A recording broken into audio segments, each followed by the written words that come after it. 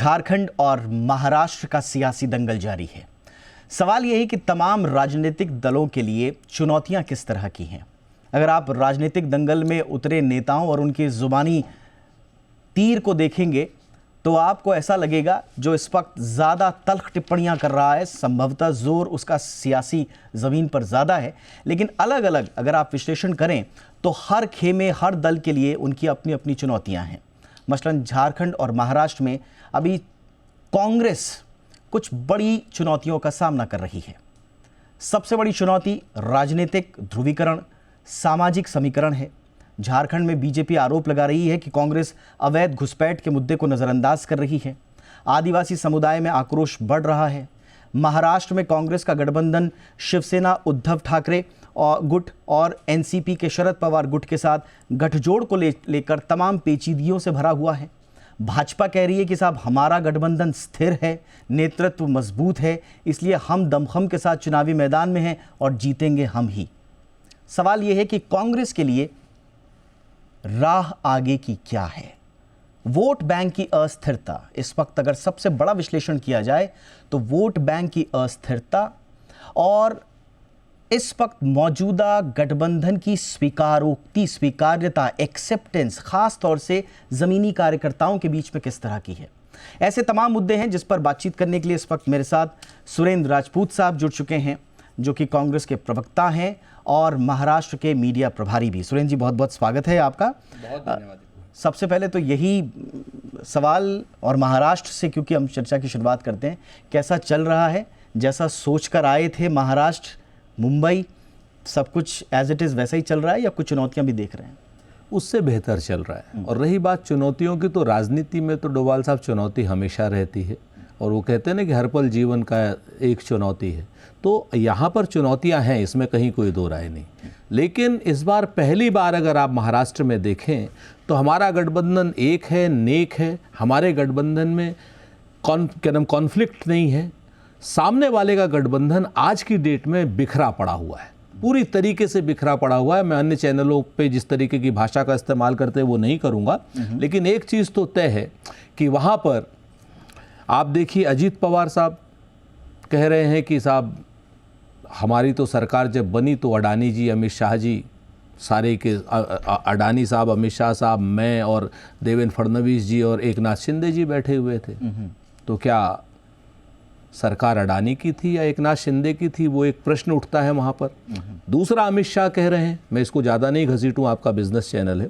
दूसरा, वहाँ पर अमित शाह कह रहे हैं कि भाई चुनाव में अभी तो एकनाथ शिंदे हैं चीफ मिनिस्टर, उसके बाद कौन होगा हमें नहीं पता, बाद में तय करेंगे। यानी आपने चुनाव के बीच में एक आदमी को चीफ मिनिस्टरशिप से वर्चुअली हटा दिया। सुरेंद्र जी, आप सही कह रहे हैं।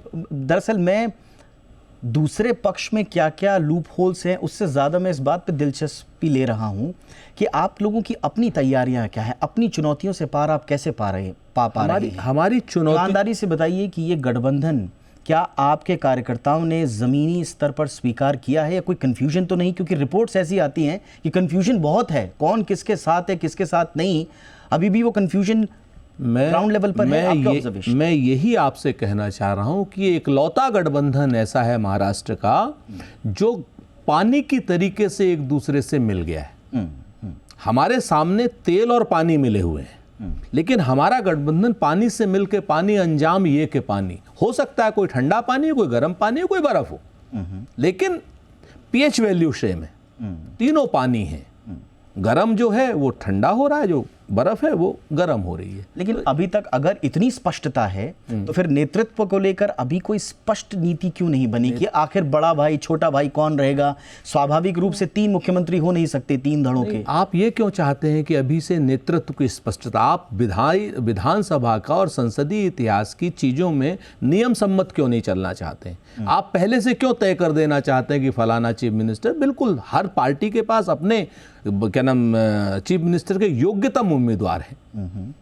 भाई शिवसेना के पास उद्धव साहब हैं, हमारे पास कई उम्मीदवार हैं, नाना साहब पटोले हैं, वर्षताई गायकवाड़ है, बहुत लोग हैं हमारे पास। हम आपको बता दें, बाला साहब थोराट है, इनके पास एनसीपी के पास सुप्रिया सुले साहिबा हैं। तो ये आप इस चीज़ को देखें कि हमारे यहाँ पर ये है कि विधायक दल तय करेगा, विधायक दल की संख्या तय करेगी, और जो पिछली बार 2.5 साल का उद्धव साहब का, ठाकरे का जो कार्यकाल था, वो सारी चीज़ें तय करेंगे। तो हमारे यहाँ नेतृत्व का प्रॉब्लम ही नहीं है, नेतृत्व की प्रॉब्लम तो उनके यहाँ है। ठीक है। आप उनके यहाँ पर देखिए ना नेतृत्व की, वो कहते हैं मैं बनूंगा, वो कहते हैं मैं बनूंगा। आज देवेंद्र फडणवीस साहब ने कह दिया कि नहीं तो ये नहीं बनेंगे, ये नहीं बनेंगे, मैं बनूंगा। अजीत दादा हमारे साथ नहीं है, क्या नाम, वो दाऊद इब्राहिम की बात कर रहे हैं या फलाने की बात कर रहे हैं। लेकिन आप हमारे यहाँ देखिए कि नेतृत्व को लेकर के उद्धव साहब ने भी बहुत क्लियर कट कहा कि भाई जिसको विधायक चुनेंगे वो मुख्यमंत्री बनेगा महाविकास आघाड़ी का। तो सब लोग यही, शरद पवार साहब ने कहा कि हमारे पास तो क्लेम ही नहीं। ठीक है सर, ठीक है सर। अब स्ट्रेटजी के लेवल पे मैं बात करना चाहूँगा। शुरुआत में ऐसा लगा कि साहब, हरियाणा विधानसभा चुनाव की अगर मैं बात करूं तो बड़ा ज़बरदस्त ऐसा लग रहा था कि माहौल आप लोगों के पक्ष में है, लेकिन नतीजे कुछ और आते हैं। दूसरे राज्यों में भी इस तरह का हुआ।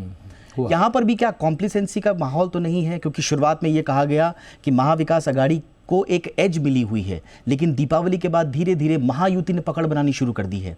तो क्या ये कॉम्प्लिसेंसी जो आप लोगों ने पूर्ववर्ती चुनावों में दिखाई है, क्या वो रिपीट तो नहीं होगी? बिल्कुल नहीं। हमने अपनी पिछली गलतियों से सबक लिया है। क्या क्या सबक लिया? और देखिए, आप ये सबक तो हम चैनल पर बैठ के नहीं बताएंगे, लेकिन निश्चित तौर पर पिछली गलतियों से हर आदमी सबक लेता है। हमने भी सबक लिया है। आज की डेट में हम यूनाइटेड हाउस हैं। हमारे सामने फ्रैक्चर्ड हाउस वाले लोग चल रहे, लेकिन धन बल वाले लोग चल रहे हैं। धन का दुरुपयोग कैसे वो कम से कम करें, इसका भी हमने सबक लिया है। हम अपने वर्कर्स को बूथ मैनेजमेंट कैसे वो करें, सिखाएं, उस पर भी हमने किया है। हमने अपने सारे नेताओं की संयुक्त रैलियां, आपने देखी होगी, कल रेवंत रेड्डी साहब और आदित्य ठाकरे साहब एक साथ थे। ओके। रेवंत रेड्डी, आदित्य ठाकरे, वर्षा गायकवाड़, तीनों लोग एक साथ रैली कर रहे थे। तो ये अपने आप में एक बहुत बड़ा वो है कि हम चुनाव के मैदान में एक होकर के जा रहे हैं। जबकि दूसरी तरफ कल ही रैली थी नरेंद्र मोदी जी की, सबसे बड़े नेता हैं महायुति के, उनकी रैली में अजीत पवार नहीं थे, उनकी पार्टी का एक आदमी नहीं था। यानी वहां पर सिर्फ एकनाथ शिंदे और नरेंद्र मोदी जी की पार्टी के लोग थे। हमारे यहाँ कल ही रैली थी रेवंत रेड्डी से लेकर के, एनसीपी से लेकर के, और क्या नाम, आपका आदित्य ठाकरे साहब तक सभी लोग थे। तो हम लोग यूनाइटेड रूप से काम कर रहे हैं। गांव गांव जा रहे हैं, पाँव पाँव जा रहे हैं, नगर नगर जा रहे हैं, डगर डगर जा रहे हैं, 5 गारंटियां लेकर के जा रहे हैं, महिलाओं के लिए भी, युवाओं के लिए भी, किसान के लिए भी और स्वास्थ्य के लिए। एक मेरा आखिरी सवाल, आपने क्योंकि गारंटी की बात करी, एक ऐसा लगता है कि एक कन्फ्यूजन की स्थिति कांग्रेस नेतृत्व में, खासतौर से खड़गे साहब ने जिस तरह से बयान दिया कि हमें वही वादे या वही गारंटी देनी चाहिए जो फिस्कल यानी कि आर्थिक रूप से जो धरातल पर उतारने लायक हों।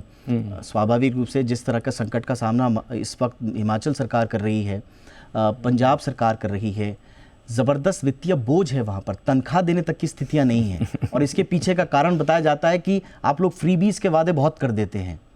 तो इस बार वो अलाइनमेंट नहीं दिखता, फिर आप लोग उन्हीं मुफ्त चुनावी वादों के साथ मैदान में उतरते हैं और इसकी आलोचना भी होती है। इसके लिए मैं आपको बताऊं, दीपक भाई, आप तो स्वयं बिजनेस के वो हैं।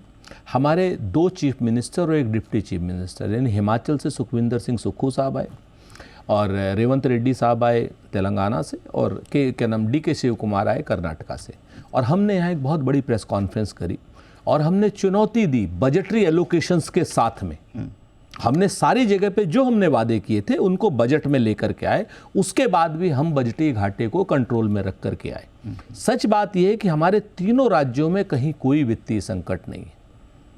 पर ये तो ओपन स्टेटमेंट है। नहीं, ओपन नहीं, सुक्खू साहब का ओपन स्टेटमेंट ये नहीं है। ऑस्टेरिटी के मेजर, यानी हम अपने ऊपर अगर वित्तीय अनुशासन लागू करें। बताइए आप हमको कौन सी तनख्वाह रुकी है हिमाचल में, बताइए आप हमको तेलंगाना में तनख्वाह रुकी हो। आपको जान करके आश्चर्य होगा कि रेवंत रेड्डी ने पिछले 6 महीनों में हर घंटे 7 नौकरियां दी।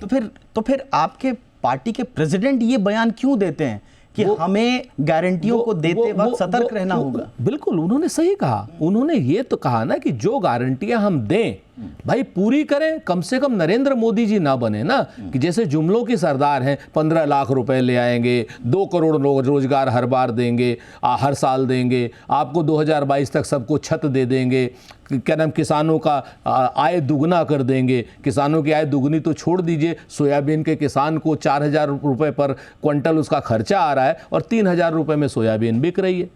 तो हम जो बात कर रहे हैं अपने वित्तीय अनुशासन, अगर हमारे नेता, हमारे बड़े, हमारे आगू ये कहते हैं कि साहब अनुशासन के साथ बात कीजिए, इसका तो स्वागत होना चाहिए।